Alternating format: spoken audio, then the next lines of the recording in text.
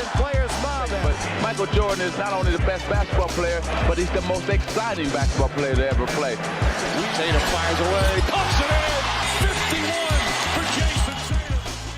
The Big Three NBA podcast is powered by Prize Picks. But yes, Orlando, they trade for Desmond Bane, and everyone on the internet freaks out. But let's just talk about the Celtics. Like, how does this not only affect the Eastern Conference, but also specifically the Celtics being a potential contender at least in the next 2 seasons? What you got, Gary? I mean, I think it helps Orlando short term. I don't, for the life of me, understand why you give up 4 first-round picks for Desmond Bane. I don't get that. I like Desmond Bane. Desmond Bane's a good player. Averaged 19 points a game. It still upsets Celtic fans that the Celtics traded that pick to Memphis, and that ended up being Desmond Bane after he was taking 4 picks after Peyton Pritchard. Another landing well in the draft and getting a guy who's a very good player in Desmond Bane. But, you know, I understand. Contavious Caldwell-Pope had a bad year. He was supposed to be the three-point shooter that they were hoping. He wasn't. And then Cole Anthony lost his role and just looked kind of lost in that Celtic series. You know, maybe he just needed a fresh start, and maybe Memphis will be a good place for those 2 guys. But 4 first-round picks, and the dude ain't made an all-star team. Like, the Celtics, I don't know, the Celtics like, well, shoot, we want 8 first-round picks for Drew. Like, what's going on here? Like, but first, Mikal Bridges and Desmond Bane have not made an all-star team, and both have garnered 9 first-round picks. Like, that's insane. Like, Gary, in the words of our friend Dale Davis, world ain't right.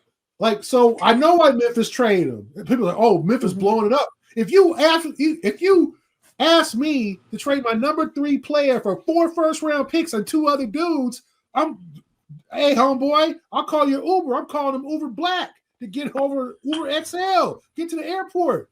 I like you. We good. I want to keep you, but 4 first-round picks, 2 pick swap, and 2 dudes, 2 other players, established NBA players. Are you serious? People are like, Memphis should blow it up now. There's a sign of no. It's a sign like they got an offer they couldn't refuse. It's a Godfather. Like they look at like Memphis folks is like, what? Oh, okay. Like, you know, somebody 4 first rounders.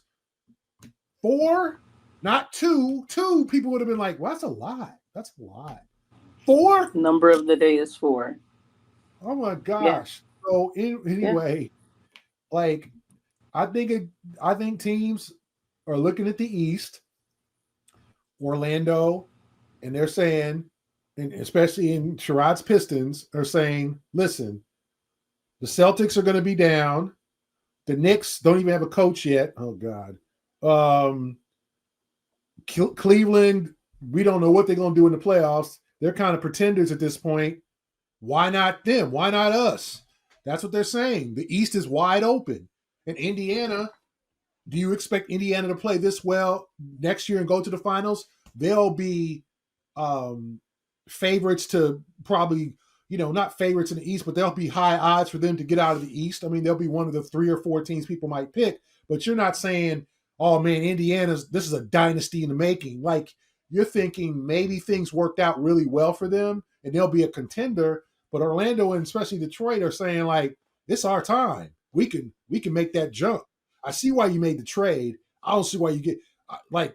Did the Memphis GM say, nah, 2 first rounders? Nah, we need 4. Like who negotiated this deal? It just seemed like the Memphis dude got his cell and like hit mute and was like, do you believe this mugs are offering like hold up. Hold on 1 second, let me get back to you or collaborate with my man, these fools offering us 4 first rounders and 2.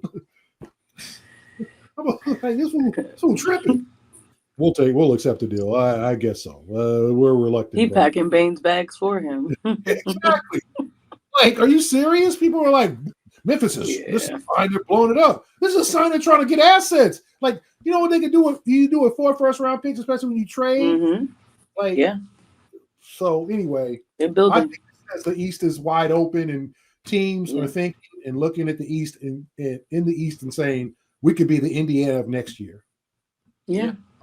I think for Orlando, they're looking at this from the perspective of what do we lack that could potentially get us over the hump?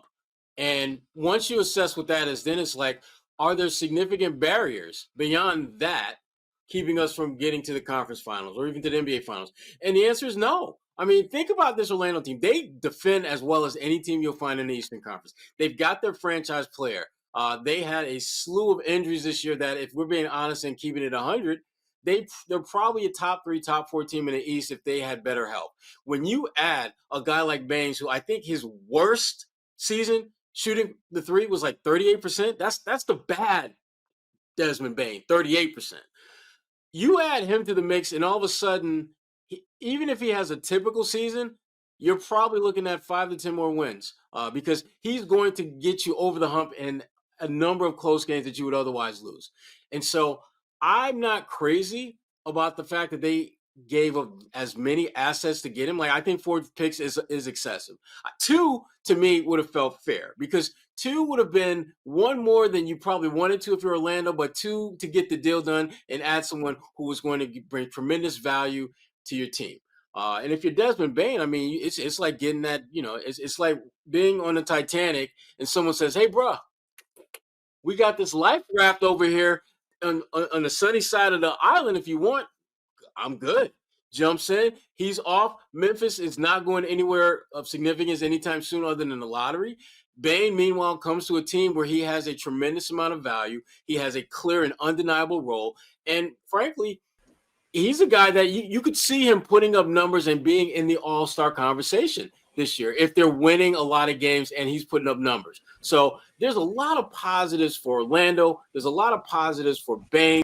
And if you're the Celtics, this is not great because this becomes another team that on paper can legitimately move ahead of you in the standings. When you look at, again, and I'm looking at Orlando with their relatively healthy and they've got their core guys intact. They're as good, if not better, than what I think the Celtics will look like. Because the Celtics that we've seen this past season, that will not be the Celtics we will see next season. They're not going to be as deep. They're not going to have as many top-tier talented players as we've seen. And knowing that they're probably going to take a step or 2 back, looking at what Orlando is doing by adding Bane, Orlando is going to be right there, if not ahead of the Celtics, and when all is said and done. And so if you're the Boston Celtics, you're paying attention to anything and everything that's going on. But certainly this is one of those deals that it's just too significant to ignore. And it's too impactful to pretend as if it doesn't matter because it does. Orlando is a better team because of this deal. And as Gary alluded to, it does take away from your future a little bit by giving up so many key assets. But if we're having this conversation a year from now and Orlando is in the finals, or Orlando got to the conference finals, they will absolutely believe that it was worth it because that would have put them in a position that, frankly, moves them closer towards their goal, which is to win the title. And whether, Desmond can put them over the top, no one knows that for sure. But he definitely makes them better. And if they're able to be better when it matters the most, which is the playoffs, this is going to be a deal that they'll look back on and feel good about. So